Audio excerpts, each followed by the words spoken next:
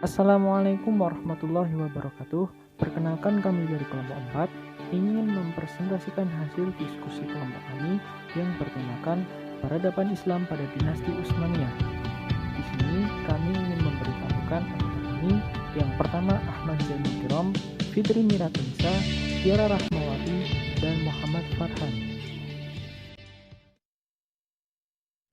Berdirinya kekuasaan Utsmani. Pendiri kerajaan ini adalah bangsa Turki dari kabilah Oghuz yang mendiami daerah Mongol dan daerah utara negeri Cina yang dipimpin Sulaiman. Ia mengajak sukunya untuk menghindari serbuan bangsa Mongol yang menyerang dunia Islam pada tahun 1219 sampai 1220 Masehi. Mereka pergi ke arah barat dan meminta perlindungan kepada Jalaluddin, pemimpin terakhir dinasti Khwarizmi di Transoksania. Jalaluddin menyuruh mereka agar pergi ke arah barat atau Asia Kecil. Setelah penyerangan Mongol mereda, Sulaiman menyeberang sungai Euphrates untuk kembali ke tanah airnya, namun ia tenggelam. Ia memiliki 4 putra yang bernama Sungkur, Gondoktur, Ertugrul, dan Dundar. 2 putranya yang pertama kembali ke tanah airnya, sementara 2 yang terakhir menetap di Asia Kecil. Kelompok kedua ini berjumlah 400 keluarga yang dipimpin oleh Ertugrul bin Sulaiman. Mereka mengabdikan dirinya kepada Sultan Alauddin II dari dinasti Saljuk. Perang Ertugrul sangat besar dalam membantu Sultan Alauddin II ketika peperangan menghadapi bangsa Romawi yang berkuasa di Romawi Timur atau daerah Bizantium hingga mencapai kemenangan. Sebagai ucapan terima kasih, Sultan Alauddin menghadiahkan sebidang tanah yang berbatasan dengan Bizantium. Sejak saat itu, Ertugrul terus membina wilayah barunya dan berusaha memperluas wilayahnya dengan merebut wilayah Bizantium. Setelah Ertugrul wafat, kepemimpinannya ini diteruskan oleh anak pertamanya Utsman, yang diperkirakan lahir pada 1258 Masehi dan mendapatkan dukungan dari dinasti Saljuk. Nama Utsman inilah yang kelak menjadi nama kerajaan Turki Utsmani. Utsman juga dianggap sebagai pendiri dinasti Utsmani. Pada tahun 1300 Masehi, bangsa Mongol melakukan penyerangan ke wilayah dinasti Saljuk, menyebabkan terbunuhnya Sultan Saljuk tanpa meninggalkan pewaris tahta. Dalam kekosongan itulah Utsman memerdekakan wilayahnya dan bertahan dari serangan Mongol. Utsman memproklamirkan kemerdekaan wilayahnya dengan nama Turki Utsmani. Turki Utsmani adalah salah satu dari 3 kerajaan Islam yang muncul setelah jatuhnya Baghdad. Pada awalnya, kerajaan Turki Utsmani hanya memiliki wilayah yang kecil. Namun dengan adanya dukungan militer, tak lama kemudian Utsmani menjadi kerajaan yang sangat besar, tahan dalam kurun waktu yang cukup lama. Berikut adalah raja-raja serta beberapa kontribusinya.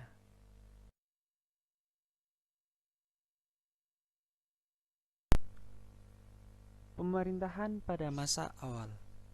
Sultan Utsman I. Beliau memimpin pada periode 1299 sampai 1326 Masehi, yang kemudian digantikan oleh Sultan Orhan pada periode 1326 sampai 1360 Masehi, yang kemudian digantikan oleh Sultan Murad I pada periode 1360 sampai 1388 Masehi, yang akhirnya digantikan oleh Bayazid I pada 1388 sampai 1403 Masehi.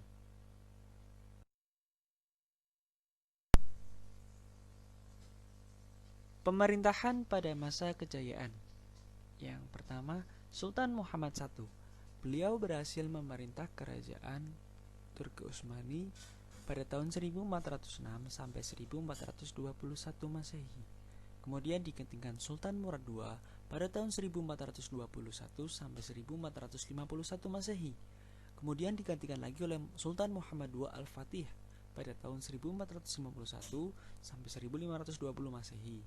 Kemudian digantikan lagi oleh Bayazid II pada tahun 1481 sampai 1512 Masehi, yang kemudian digantikan lagi oleh Sultan Salim I pada tahun 1512 sampai 1520 Masehi, dan yang terakhir digantikan oleh Sultan Sulaiman I atau Sultan Sulaiman Al-Qanuni pada tahun 1520 sampai 1566 Masehi.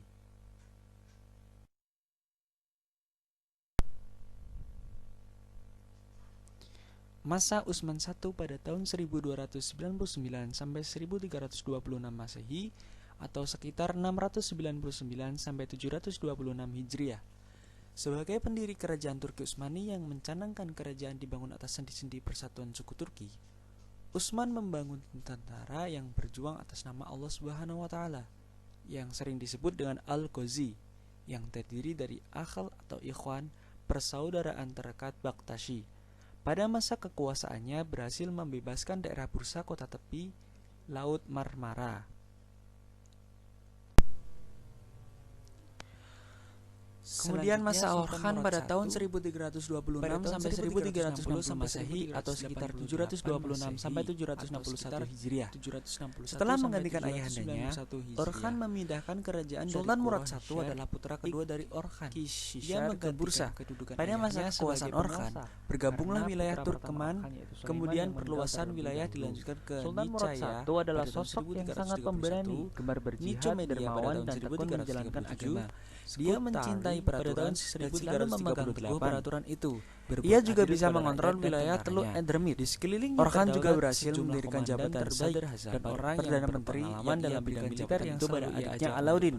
Tentara di era Dia juga meluaskan wilayahnya di sistem yang sangat rapi dan teratur dalam waktu bersamaan. Ia bentuk juga tentara Ia menaklukkan Adrianopel yang kemudian berubah nama menjadi Edirne dan dijadikan sebagai ibu kota kerajaan yang baru, serta membentuk pasukan berkuda kavaleri. Perjuangannya terus dilanjutkan dengan menaklukkan Macedonia, Sofia, ibu kota Bulgaria, dan seluruh wilayah bagian utara Yunani.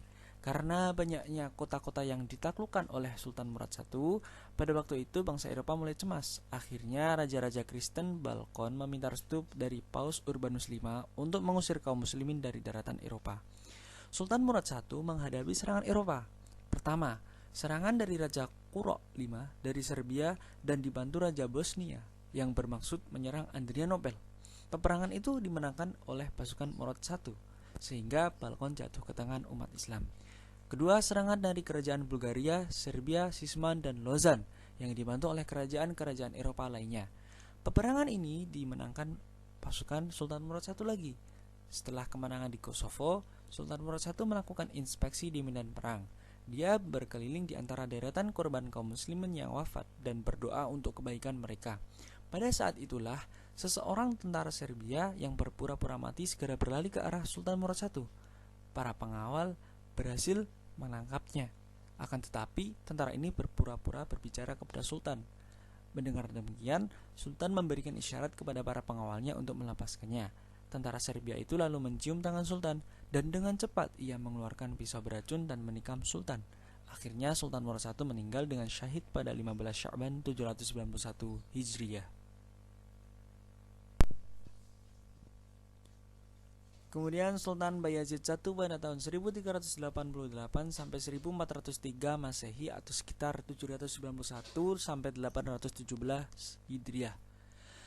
Menggantikan kedudukannya ayahnya Sultan Murad I, dia adalah orang yang sangat pemberani, cerdas, murah hati, dan memiliki semangat yang kuat untuk melakukan perluasan wilayah Islam. Oleh karena itu, dia sangat memperhatikan masalah-masalah kemiliteran, mengarahkan perluasan wilayahnya ke negara-negara Kristen Anatolia. Hanya dengan jangka waktu setahun, negeri-negeri itu berada dalam kekuasaan Daulah Utsmaniyah. Bayazid bergerak begitu cepat di antara dua front Balkan dan Anatolia. Oleh karena itu, ia diberi gelar Yıldırım atau Kilat. Sultan Bayazid sangat besar pengaruhnya sehingga mencemaskan Paus. Kemudian Paus Bonifacius mengadakan penyerangan terhadap pasukan Bayazid, dan peperangan inilah yang menjadi penyebab terjadinya perang salib. Atas keberhasilannya itu, Sultan Bayazid berkeinginan mengambil alih Konstantinopel dan menjadikan target utama dalam perluasan wilayah berikutnya. Oleh karena itu, dia bergerak bersama pasukannya dengan sangat rapi untuk melakukan pengepungan atas Konstantinopel. Hal ini terus berlangsung hingga kota ini hampir saja bisa dikuasai. Tiba-tiba Sultan Bayazid mengurungkan niatnya dari penaklukan Konstantinopel karena munculnya bahaya baru terhadap Daulah Utsmaniyah. Bahaya baru itu adalah adanya serangan tentara Mongol di bawah pimpinan Timur Leng. Pada peperangan melawan Timur Leng di Ankara, Bayazid dapat ditaklukkan sehingga mengalami kekalahan, dan ketika itu Bayazid bersama putranya Musa tertawan dan wafat dalam tahanan Timur Leng pada tahun 1403 Masehi. Kekalahan Sultan Bayazid ini menghadapi Timur Leng disebabkan karena tergesa-gesa dalam mengatur strategi perang dan kurang persiapan untuk memilih pasukan yang baik.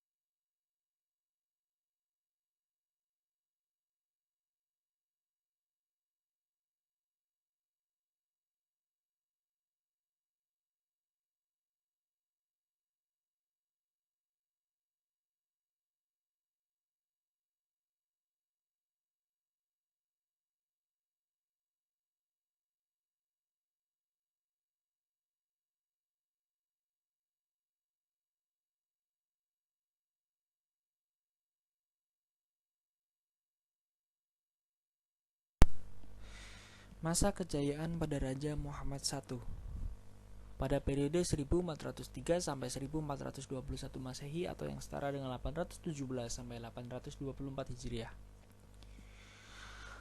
Muhammad I adalah putra bungsu dari Bayazid. Setelah berkuasa menggantikan ayahnya, ia mulai menyusun kekuatan kembali dan memulihkan keadaan Turki Utsmani dari upaya pemecah belahan yang dilakukan oleh Timur Leng. Ia berhasil menundukkan saudaranya Isa yang berkuasa di Brusa dan Sulaiman yang berkuasa di Adrianopel, serta Mustafa yang menuntut haknya sebagai penguasa karena merasa sebagai putra tertua. Pasukan Mustafa dapat digalakkan di Saloniki dan melarikan diri ke Byzantium. Strategi berikutnya adalah dengan berdamai dengan penguasa Byzantium dan Venesia, dengan maksud agar kedua negara ini tidak mengganggu kerja utamanya, yaitu mendamaikan kekhalifahan Utsmani. Upaya yang ia lakukan selanjutnya adalah dengan menundukkan kembali negeri-negeri di Asia Kecil yang telah dimerdekakan Timur Leng. Sultan Muhammad I mampu menumpas gerakan Syekh Badruddin yang menyerukan persamaan dalam harta benda dan agama, serta tidak membedakan antara seorang muslim dan non-muslim dalam akidah. Berkat usahanya yang gigih, Sultan Muhammad I berhasil mengangkat citra Daulah Utsmaniyah sehingga dapat bangkit kembali, yaitu dengan menyusun pemerintahan, memperkuat tentara, dan memperbaiki kesejahteraan kehidupan masyarakat. Dan di saat rakyat mendapat seorang penguasa yang sesuai dengan harapan, pada tahun 824 Hijriah 1420 Masehi, Sultan Muhammad I wafat.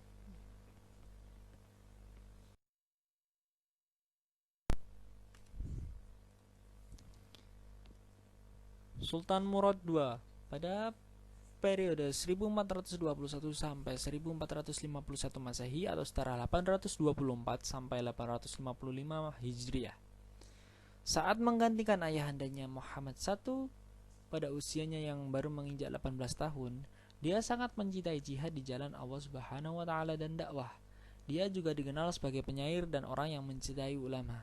Cita-cita Sultan Murad II adalah melanjutkan usaha perjuangan Muhammad I. Prioritas utama perjuangannya adalah menguasai kembali daerah-daerah yang terlepas dari kerajaan Turki Utsmani sebelumnya, yaitu daerah Asia Kecil, Saloniki, Albania, Valach, dan Hungaria. Serangan gabungan dari raja-raja Eropa seperti Magyar Hungaria, Polandia, Prancis, Jerman, Venesia, Genoa, Valach, Bosnia, dan Serbia tidak mampu dibendung pasukan Murad II dan berakhir di perundingan damai yang isinya negeri Serbia merdeka kembali. Valach berada di tangan kekuasaan Magyar dan kedua belah pihak tidak akan berperang selama 10 tahun. Setelah semakin bertambahnya beberapa daerah di bawah kekuasaan tentara Islam, Paus Eugenius VI kembali menyerukan perang salib. Tentara Sultan Murad II menderita kekalahan dalam perang salib ini. Akan tetapi dengan bantuan putranya yang bernama Muhammad, perjuangan Murad II dapat dilanjutkan kembali. yang pada akhirnya Murad II kembali mendapat kemenangan dan keadaan menjadi normal kembali sampai akhir kekuasaan diserahkan kepada putranya bernama Sultan Muhammad Al-Fatih. Yang kemudian adalah Sultan Muhammad II Al-Fatih pada tahun 1475 sampai 1481 Masehi atau setara dengan 855 sampai 884 Hijriah. Al-Fatih adalah gelar beliau karena berhasil menaklukkan Konstantinopel. Muhammad Al-Fatih diangkat menjadi penguasa setelah kematian ayahnya. Ketika itu umurnya 22 tahun. Muhammad Al-Fatih berusaha membangkitkan kembali sejarah umat Islam sampai dapat menaklukkan Konstantinopel sebagai ibu kota Bizantium. Konstantinopel adalah kota yang sangat penting dan belum pernah dikuasai raja-raja Islam sebelumnya. Muhammad II Al-Fatih mempunyai kepribadian yang baik dan menawan, mampu menggabungkan antara kekuatan dan keadilan. Semenjak muda, beliau mampu menjadi pemenang di antara teman-temannya dalam penguasaan ilmu yang ia pelajari di sekolah istana. Menguasai banyak bahasa yang berlaku pada masanya dan sangat tertarik untuk mengkaji buku-buku sejarah. Menurut Hamka, ada 3 alasan mengapa umat Islam ingin menaklukkan Konstantinopel. Pertama, dorongan iman kepada Allah Subhanahu wa taala dan semangat berjuang berdasarkan hadis Nabi Muhammad SAW yang berbunyi, pada suatu saat kota Konstantinopel pasti akan ditaklukkan oleh umat Islam dan sebaik-baiknya pemimpin adalah memakhlukkannya dan sebaik-baik pasukan adalah pasukannya. Kedua, Konstantinopel adalah termasuk pusat peradaban dunia, dan ketiga, negerinya sangat indah dan letaknya strategis untuk menjadi pusat kerajaan atau perjuangan penghubung antara Eropa dengan Asia. Muhammad II Al-Fatih berhasil menaklukkan Konstantinopel dengan perencanaan dan persiapan yang matang dan juga strategi yang baik. Pertama, Muhammad II Al-Fatih mengadakan perjanjian damai dengan raja-raja Makyar, Bosnia, dan Venesia. Kedua, membuat benteng yang kokoh di Selat Bosporus atau benteng Rumli Hisar atau benteng Rum yang berhadapan langsung dengan benteng Kozel Hisar. Bentengnya indah. Upaya ini dilakukan untuk menutup akses bantuan dari luar atas Konstantinopel.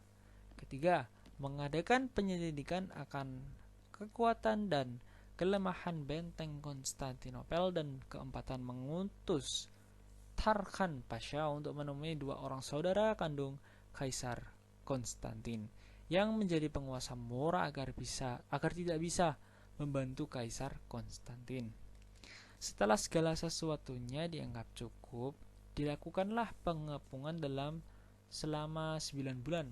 Akhirnya kota Konstantinopel jatuh ke tangan umat Islam pada tahun 29 Mei 1453 Masehi, dan Kaisar Konstantin Palaiologos tewas bersama tentara Romawi Timur. Setelah memasuki Konstantinopel, di sana terdapat sebuah gereja Ash-Sofia yang kemudian dijadikan masjid bagi umat Islam. Setelah kota Konstantinopel dapat ditaklukkan, akhirnya kota itu pun dijadikan sebagai ibu kota kerajaan Turki Utsmani dan namanya diganti menjadi Istanbul atau kota Islam yang kemudian dikenal dengan nama Istanbul.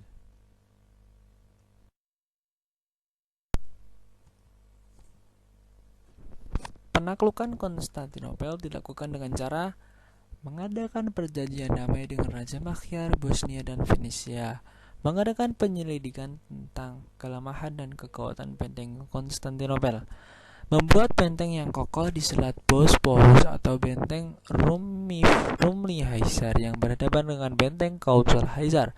Ini dibuat agar menghalangi bala bantuan yang datang ke Konstantinopel. Setelah mengepung selama 9 bulan, Konstantinopel jatuh ke wilayah Utsmaniyah dan Kaisar Konstantin Palaiologos dan tentara Romawi tewas. Hal ini menjadikan Konstantinopel menjadi ibu kota Utsmaniyah dan mengganti namanya menjadi Istanbul. kemudian mengubah gereja Hagia Sophia menjadi masjid, kemudian memberi kemerdekaan bagi pemeluk agama Kristen dan penganut mazhabnya.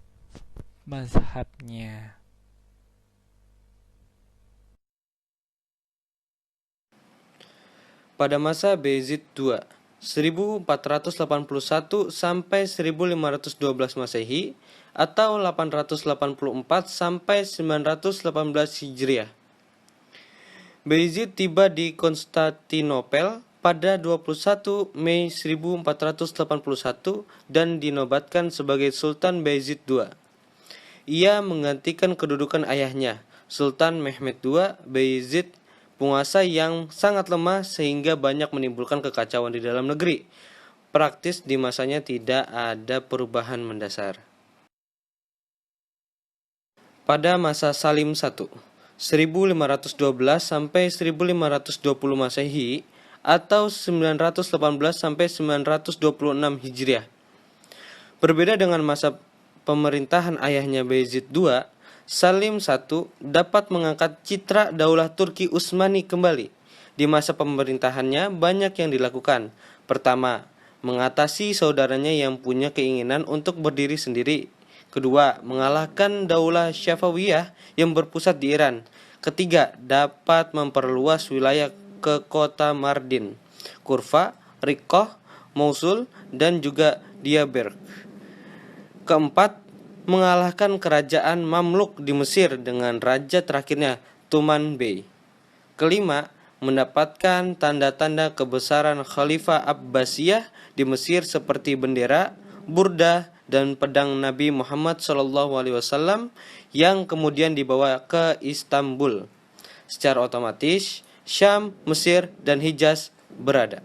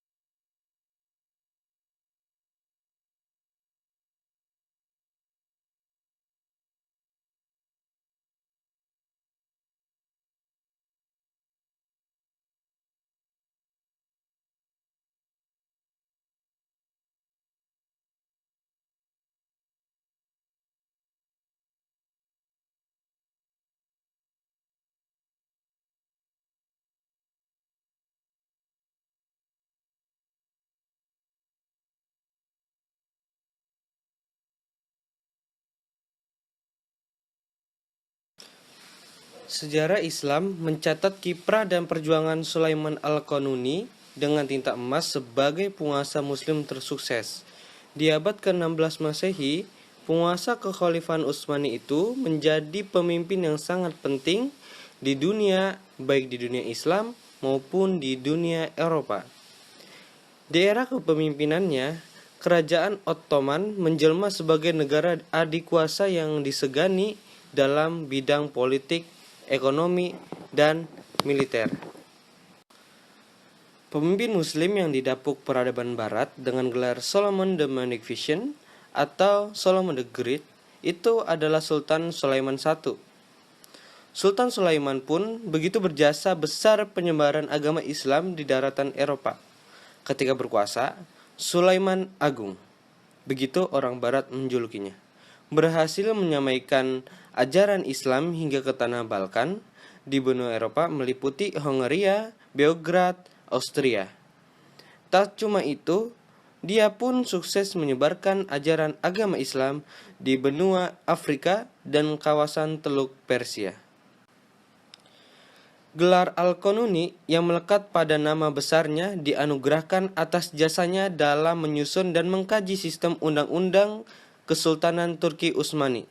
Salah satu upaya penting yang dilakukan Sulaiman agar pemerintahannya kuat dan dicintai rakyat adalah dengan memilih gubernur yang benar-benar berkualitas. Ialah memilih gubernur yang mewakilinya di setiap provinsi dengan selektif dan ketat. Ia dikenal juga sebagai seorang pemimpin pemerintahan yang amat luar biasa. Keberhasilannya dalam menyusun kembali undang-undang yang pertama kali dibuat oleh Sultan Muhammad II atau Mehmed II merupakan salah satu pencapaiannya yang paling prestisius. Wilayah kekuasaannya pun begitu luas. Kemunduran Turki Utsmani. Kemunduran Daulah Turki Utsmani ditandai dengan semakin kuatnya kerajaan-kerajaan di Eropa. Hal ini disebabkan karena lemahnya para penguasa dan kekacauan yang ditimbulkan oleh pasukan Inqis Syariah serta ancaman dari kerajaan-kerajaan di Eropa lainnya. Penguasa era kemunduran ini antara lain Salim II, Murad III, Muhammad III, Ahmad I, hingga terakhir masa kekuasaan Abdul Hamid II. Pemerintahan Daulah Utsmani berakhir pada 1909 Hijriah dan kemudian benar-benar dihapuskan pada 1924 Hijriah.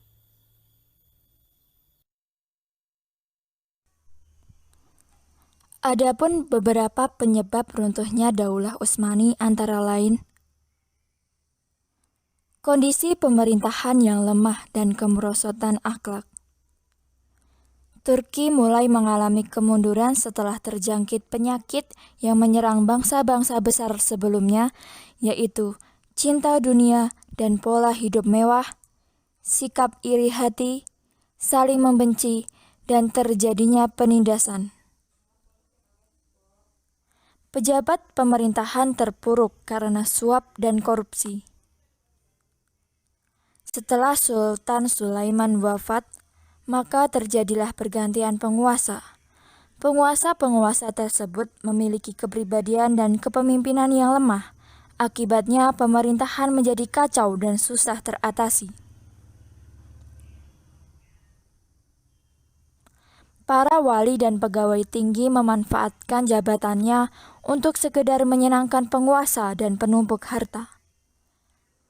Begitu pula rakyat yang terus-menerus tenggelam dalam kemewahan dan kesenangan hidup, serta meninggalkan pemahaman nilai-nilai agama.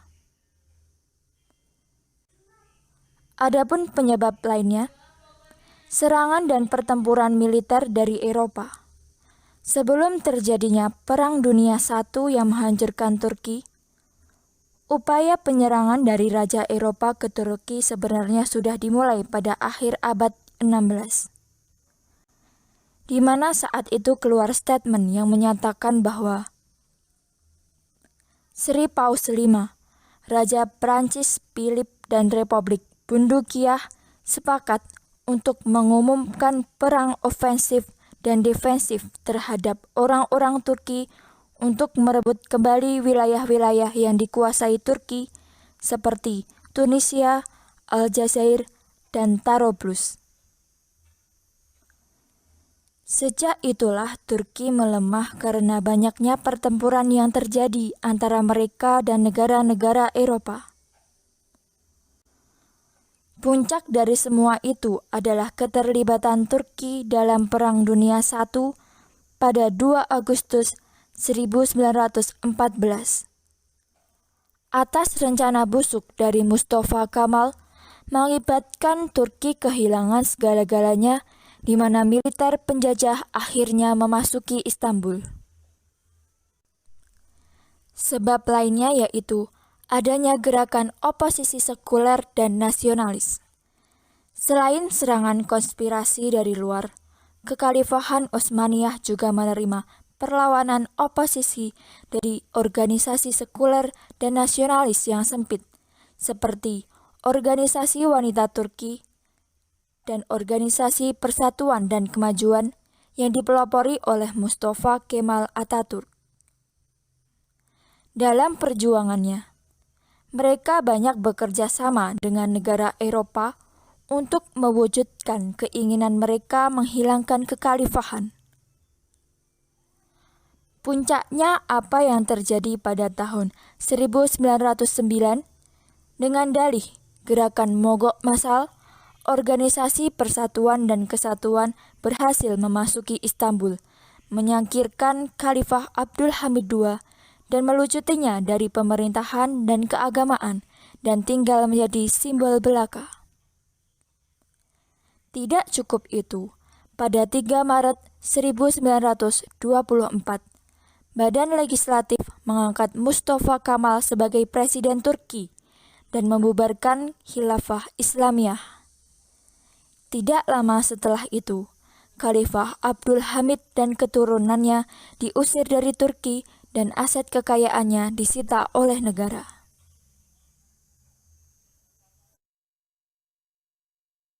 Yang terakhir yaitu peninggalan Daulah Utsmaniyah. Peninggalan Daulah Utsmaniyah sebenarnya ada banyak. Pada masa Sulaiman Al-Qanuni itu ada banyak sekali, namun tidak bisa disebutkan di sini semuanya, maka hanya disebutkan beberapa. Yang pertama, Hagia Sophia.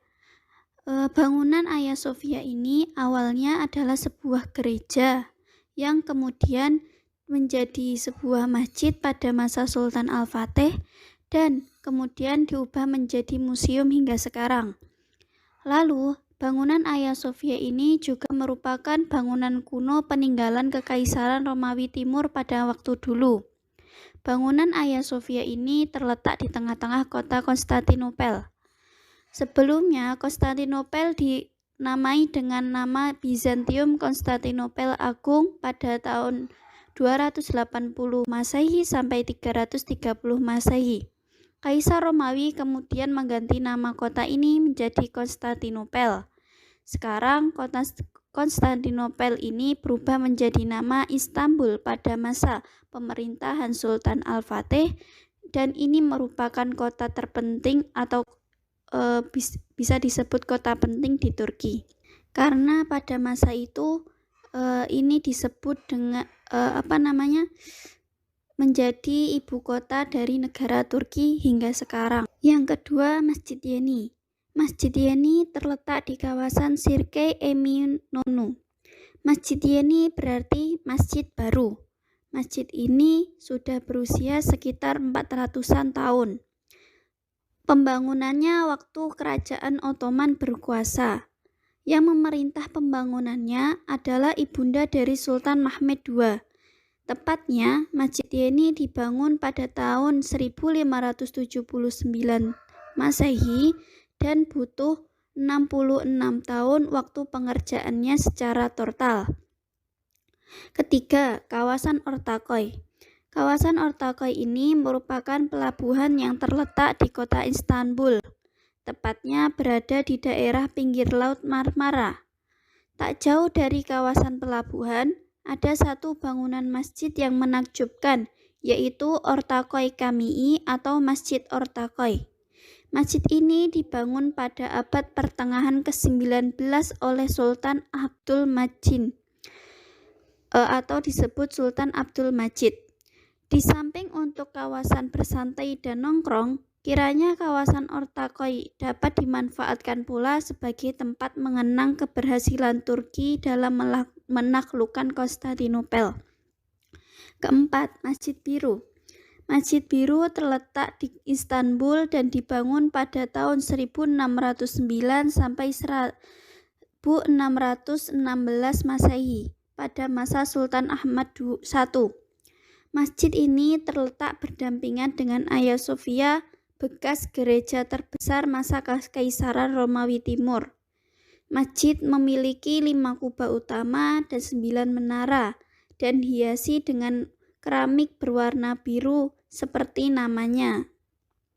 Kelima, Taman Sultan Ahmed. Tempat yang sekarang bernama Taman Sultan Ahmed ini dahulunya dikala zaman Kerajaan Bizantium dan Kesultanan Ottoman bertata disebut Hippodrome. Ada yang unik di tempat ini. Konon tanda bakal terjadi kerusuhan atau revolusi dapat terlihat dari adanya kerumunan massa di tempat ini. Keenam, Masjid Sulaiman. Masjid ini juga terletak di Istanbul. Masjid ini dibangun pada masa Sultan Sulaiman pada tahun 1550 hingga 1557 Masehi. Masjid ini pernah terbakar pada tahun 1660 Masehi, namun diperbaiki oleh Sultan Mehmed IV. Di kompleks masjid ini terdapat makam Sultan Sulaiman dan istrinya Hurrem Sultan, Roxelana atau nama lainnya. Ketujuh, Istana Topkapi. Istana ini dibangun pada tahun 1459 Masehi atas perintah Sultan Mehmed II oleh bangsa Eropa. Istana ini disebut Seraglio dari kata saray yang dalam bahasa Turki berarti istana. Istana seluas 700.000 meter persegi ini merupakan salah satu sisa peninggalan Kesultanan Ottoman yang masih tegak berdiri. Selama 4 abad, Topkapi yang artinya gerbang peluru meriam menjadi istana bagi Kesultanan Ottoman.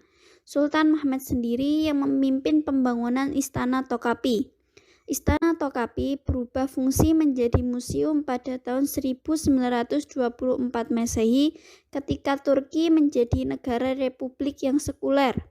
Di museum ini kita bisa melihat harta benda peninggalan Ottoman, termasuk artefak peninggalan Nabi Muhammad SAW berupa pedang dan jenggotnya. Benda berharga ini diperoleh dari negara takhlukan Turki di benua Asia, Eropa, dan Afrika pada masa Sultan Salim I.